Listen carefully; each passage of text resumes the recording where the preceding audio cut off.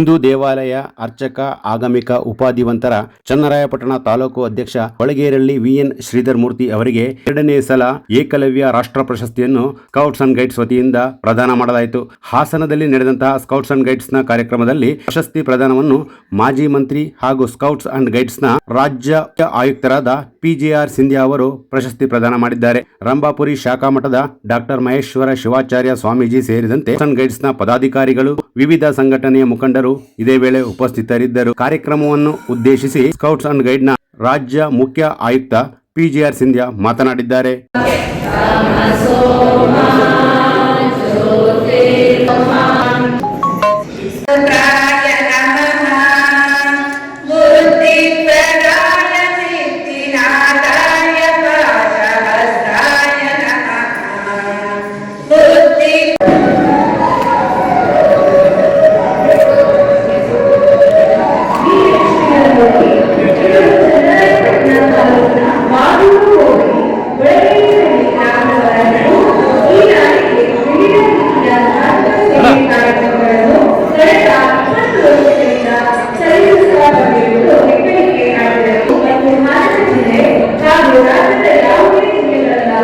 ಮುಂದೆ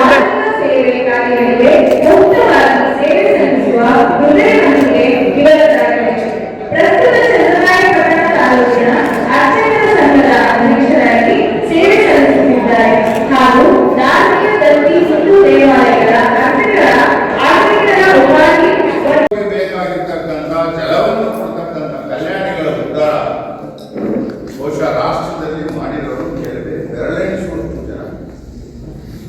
ನಾನು ಆಕಸ್ಮಿಕವಾಗಿ ಸ್ಕೌಟ್ ಗೈಡ್ಸ್ಗೆ ಬಂದವರಲ್ಲ. ನನ್ನ ವಿದ್ಯಾರ್ಥಿ ದಶೆಯಲ್ಲಿ ಕೊಂಡಜಿ ಬಸಪ್ಪ ಅಂತೇಳಿ ಈ ಸಂಸ್ಥೆಯ ಭೀಷ್ಮರವರು ಕೇಂದ್ರ ಸರ್ಕಾರದ ಮಂತ್ರಿಗಳಾಗಿದ್ದರು. ಸಜ್ಜನಿಕೆ, ಪ್ರಾಮಾಣಿಕತೆ, ಗಾಂಧಿವಾದಕ್ಕೆ ಮತ್ತೊಂದು ಕೊಂಡಜಿ ಬಸಪ್ಪ. ಅವ್ರ ಮಗ ನನ್ನ ಕ್ಲಾಸ್ಮೇಟ್, ಇಂಜಿನಿಯರಿಂಗ್ ಓದು. ಒಂದು ಕಾರ್ಯಕ್ರಮವನ್ನು ಮಾಡುವಾಗ ತನ್ನದೇ ಆದಂತಹ ಒಂದು ಗುರು ಉದ್ದೇಶವನ್ನು ಹೊಂದಿದೆ.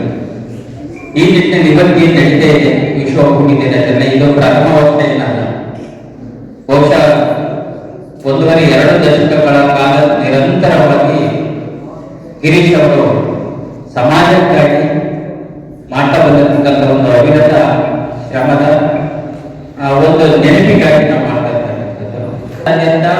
ವಿವಿಧ ಜಿಲ್ಲೆಗಳಲ್ಲಿ ನಮ್ಮ ರೋವರ್ಸ್ ಮತ್ತು ರೇಂಜರ್ಸ್ಗಳನ್ನು ಒಟ್ಟುಗೂಡಿಸಿಕೊಂಡು ಸೇವೆಯಲ್ಲಿ ತೊಡಗಿಸಿಕೊಂಡಿದ್ದರ ಫಲವನ್ನು ಅವರೆಲ್ಲರಲ್ಲಿ ಇಲ್ಲಿ ಆಯ್ದ ರೋವರ್ಸ್ ರೇಂಜರ್ಸ್ಗಳು ಬೇರೆ ಬೇರೆ ಜಿಲ್ಲೆಯಿಂದೆಲ್ಲ ಬಂದಿದ್ದಾರೆ.